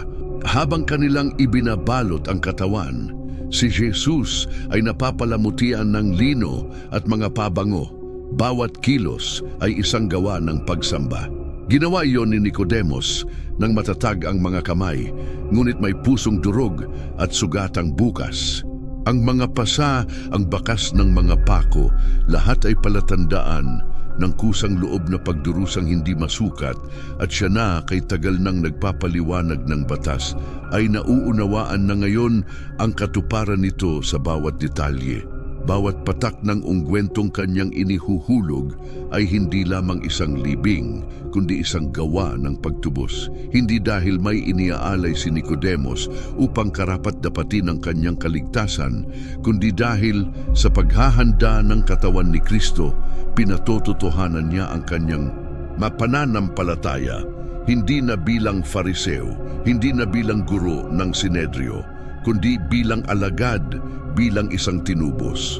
Ang bagong libingang inukit sa bato, pag-aari ni Jose, ay naging pinakamahalagang altar, ang banal na lugar na hinipo ng kanilang mga kamay. Doon nila inihimlay ang walang buhay na katawan ni Jesus. May paggalang, may pinipigilang luha, at may katiyakang ang gawaing ito ay maglalagay sa kanya ng walang balikan sa panig ng mga ipinapako sa krus, isang punto ng hindi na maisasauli. Alam ni Nicodemos na sa paglabas niya mula sa harding iyon, hindi na muling magiging kagaya ng dati ang kanyang buhay. Hindi na siya makababalik sa pagtuturo sa Sinedrio na para bang walang nangyari. Ang patuloy na pagpapanggap na siya ay neutral ay hindi na makapagtatago sa ngayon ay matinding liwanag sa loob niya. Nahawakan niya ang katawan ng Mesiyas. Siya mismo ang naghanda nito para sa libingan, at sa gawaing iyon, nilinis ang kanyang kaluluwa ng mismong batas na buong sigasig niyang ipinagtanggol. Ang tagapagtanggol ng batas ay nakatagpo na ngayon ng kasiyahan, hindi sa mga pergamino, kundi sa isang basag na katawan. Ang ritual na napakaraming beses niyang sinunod sa templo ay sa wakas nagkaroon ng tunay na layunin. Ang kapuspusan ay nasa sandaling iyon ng tahimik na pag-aalay. Ang pagtubos ay hindi darating sa pamamagitan ng merito, kundi sa pamamagitan ng sakripisyo.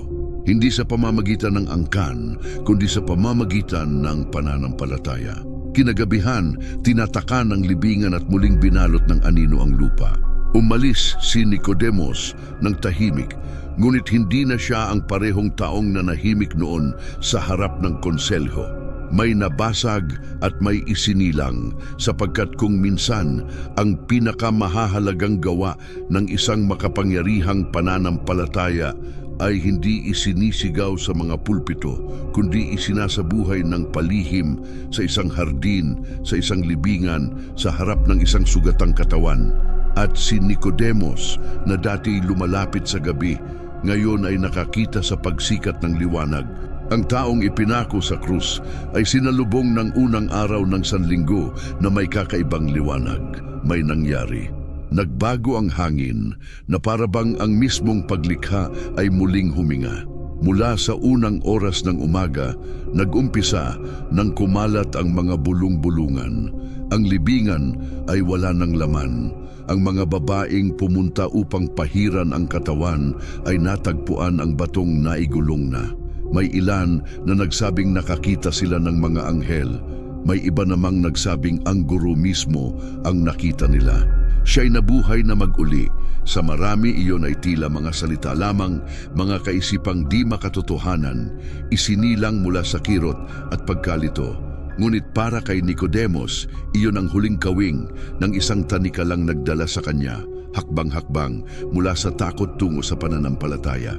Naalala niya ang mga salitang patuloy pang umalingaw-ngaw sa loob niya, nakaukit na parang apoy sa bato. Ang anak ng tao ay kailangang itaas upang ang bawat sumampalataya sa kanya ay hindi mapahamak, kundi magkaroon ng buhay na walang hanggan. Hindi nagsalita si Jesus sa mga palaisipan, malinaw niyang ipinaliwanag ang mga talinghaga noong gabing iyon. At ngayon, sa harap ng libingang walang laman, bilang saksi, ang pangakong iyon ay nagkaroon ng puwersang hindi mapipigil. Ang siya na itinaas sa krus ay siya ring bumangon mula sa mga patay.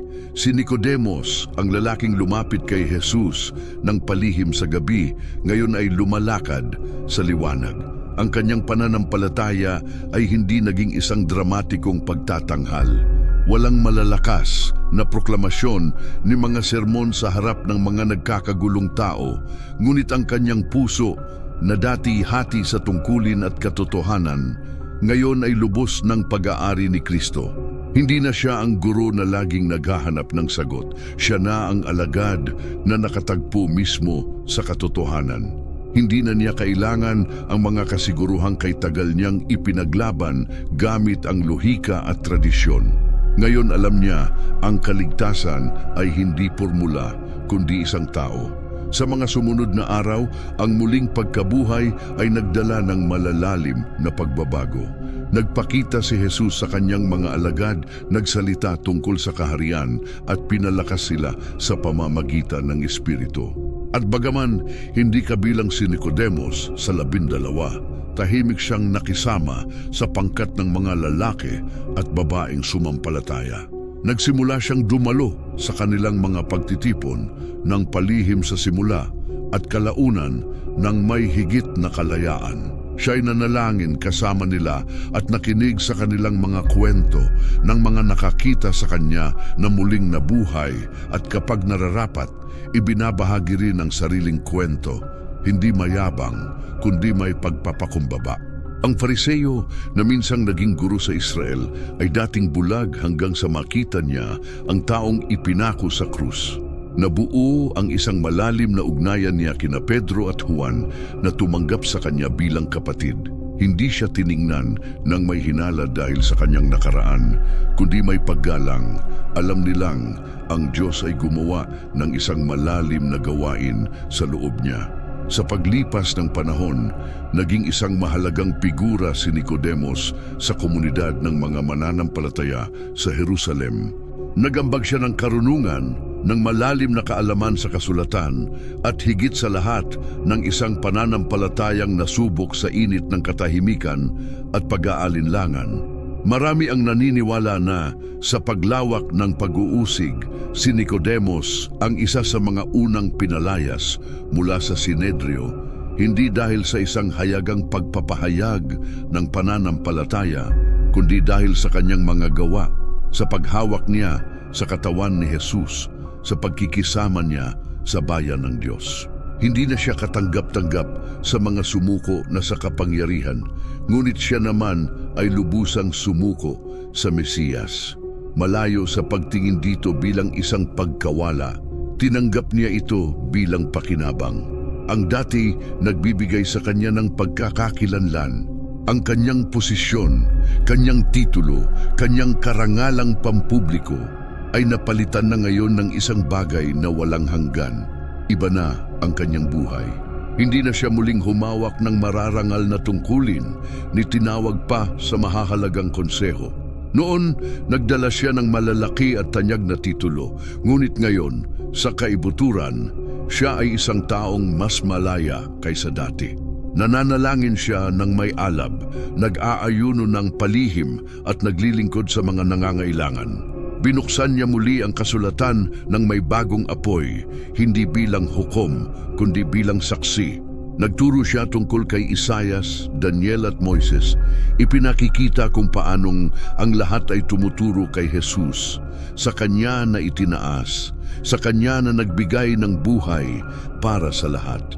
May ilang mga isinulat at salaysay mula sa unang iglesia, bagamat hindi kanonikal, na nagsasabing si Nicodemos ay inusig dahil sa kanyang pananampalataya.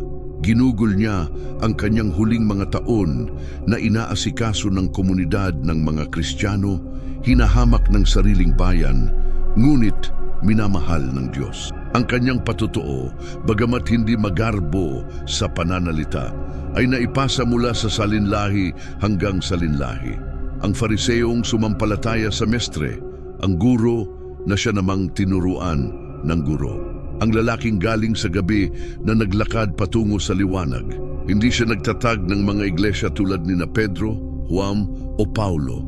Hindi siya sumulat ng mga liham, ngunit ang kanyang pagbabalik loob ay isang nakatagong hiyas, isang paalala na maging ang mga pusong pinatigas ng relihiyon ay maaari pa ring hipuin ng biyaya.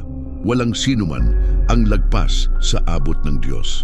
Si Nicodemos, ang guro ng Israel tanglaw ni Kristo, ay hindi lamang saksi sa katotohanan na bago siya nito. At kahit hindi mabasa ang kanyang pangalan sa lahat ng pahina ng bagong tipan, nanatili ang kanyang kwento bilang isang tahimik na patunay na ang tunay na pananampalataya ay hindi laging isinisilang sa liwanag ng entablado. Kung minsan, nagsisimula ito sa isang tanong na puno ng kirot sa kalagitnaan ng gabi at nagtatapos sa isang buhay na lubos na inihandog sa kanya na muling nabuhay upang magbigay buhay sa sanlibutan. Sa kabila ng lalim at lawak ng pahayag nito, nananatiling tahimik ang bagong tipan tungkol sa mga huling araw ni Nicodemos. Pagkatapos ng tapang na ipinakita niya sa piling ni Jose de Arimatea, ang Fariseyong nagbalik loob ay naglaho mula sa salaysay ng Biblia, ngunit nanatili ang alingawngaw ng kanyang pananampalataya. Hindi iyon namatay kasama ng libingan ni Kristo.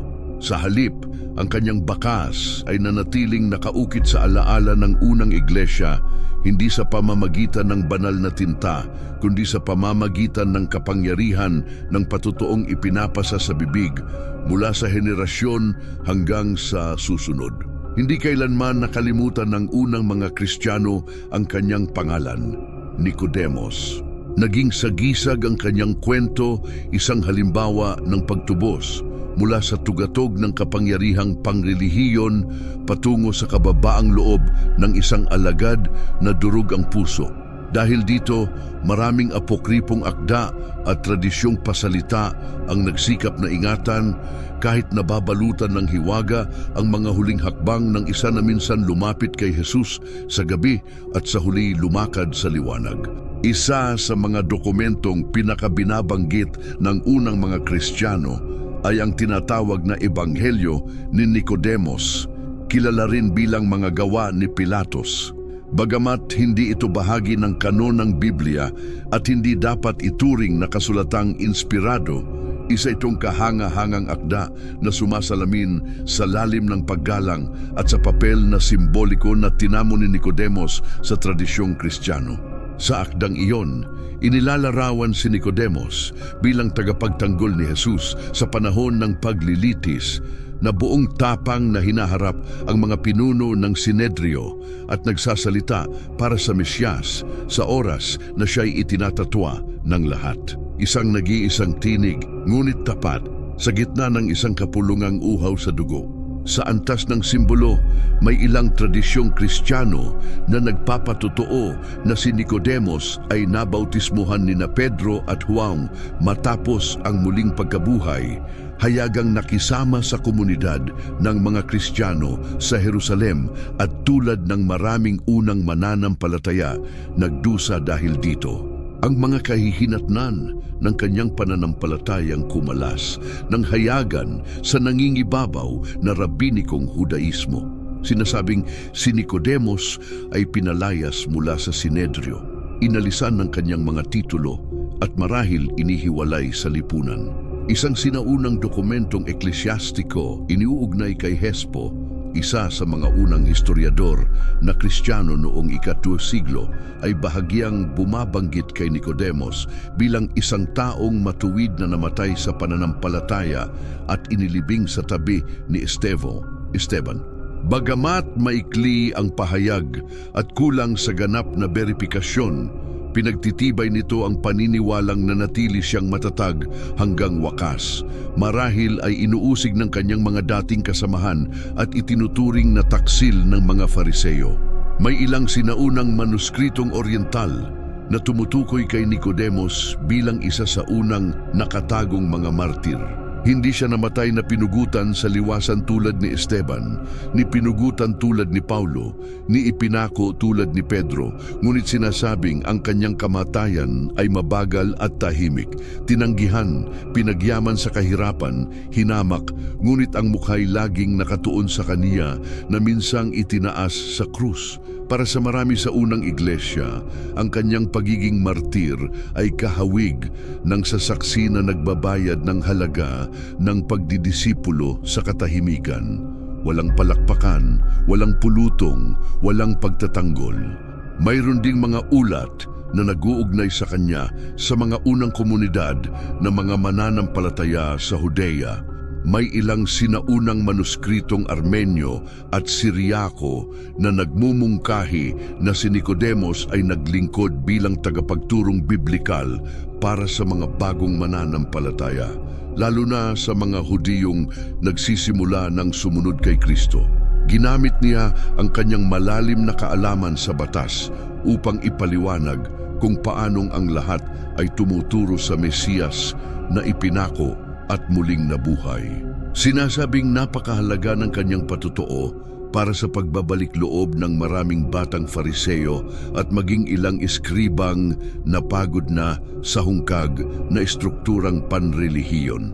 Ibinibigay ng Iglesia Ortodoksa sa kaniya ang titulo ng Santo Martir at inaalala siya sa kalendaryo nito tuwing ika-2 ng Agosto. Ipinipinta si Nicodemos sa kanilang mga ikona na may mapagpakumbabang kasuotan, may hawak na sisidlan ng mira o isang lampara. Mga sagisag ng gabing hinanap niya ang liwanag at natagpuan ito. Ang Iglesia Katolika, kahit hindi siya opisyal na kinanonisa, ay binabanggit siya bilang isa sa pinaka-enigmang tagasunod ni Kristo na binago ng pananampalataya. Ano nga ba ang tunay na nangyari kay Nicodemos? Marahil hindi natin ito malalaman ng may ganap na katiyakang historikal, nananatiling nababalutan sa hiwaga ang kanyang katapusan sa tiklop ng panahon. Ngunit ang patutuong iniwan ng mga ebanghelyo at ang tradisyong Kristiyano ay nagsasalita ng malinaw.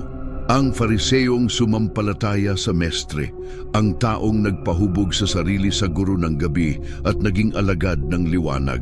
Hindi lahat ng martir ay namamatay sa Koliseo.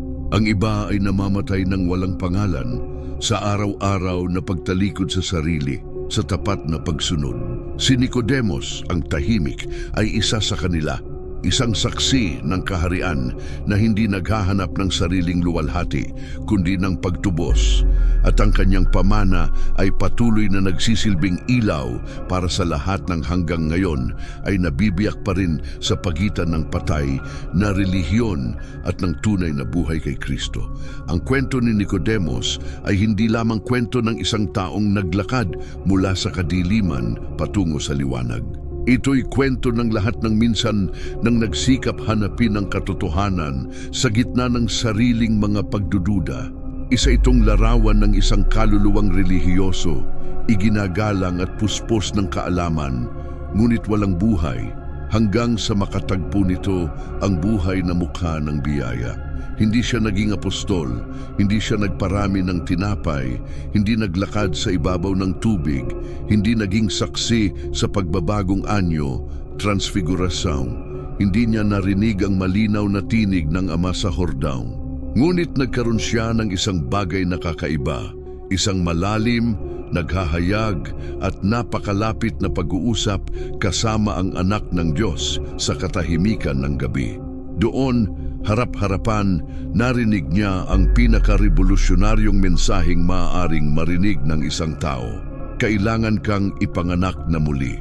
Ang mensaheng iyon ang bumago sa kanyang buhay. Mula sa pagiging isang lalaking iginagalang ngunit natatakot, naging isang matapang na alagad siyang humiling ng katawan ni Jesus sa harap ng mga pinuno. Mula sa katahimikan at pagkalitutungo sa isang hayag na gawa ng pag-ibig na siyang tumatak bilang tatak ng kanyang pananampalataya. At bagamat maaring mawala ang kanyang pangalan sa mga huling pahina ng Ebanghelyo, nananatili ang kanyang pamana. Si Nicodemos ay patuloy na patunay na walang sino mang masyadong malayo upang maabot ng katotohanan, ni masyadong mataas upang hindi mangailangan ng krus. Isipin mo ito, tulad niya, kilala mo rin ang kasulatan, narinig mo na ang tungkol kay Jesus, marahil naniniwala ka pa sa Diyos. Ngunit hindi ka pa ipinanganak na muli, marahil ang iyong pananampalataya ay lihim pa rin, tahimik, nakatago. Ngunit ipinapaalala ng buhay ni Nicodemos na hindi itinataboy ni Jesus ang mga lumalapit sa gabi, takot, may tanong, may pagdududa. Tinatanggap niya sila, kinakausap, inihahayag ang katotohanan at binabago ang buhay. At ngayong narating na natin ito, nais kitang anyayahan. Kung ang seryeng ito ay nagbigay liwanag sa iyo, ibahagi mo ito sa iba. Mag-subscribe ka sa channel na ito upang patuloy tayong maglakbay sa mas marami pang kwento mula sa Biblia. Sabihin mo, anong bahagi ng kwento ni Nicodemos ang pinakamahalaga para sa iyo? Ano ang pinakamalaking epekto ng pagbabagong iyon sa iyong puso? Anong mga pagninilay ang nabuo sa iyo dahil dito? May kilala ka bang kailangang makarinig ng kwentong ito? Mangyaring ibahagi ang video na ito. Maraming salamat. Maraming salamat sa pagsama mo hanggang dito.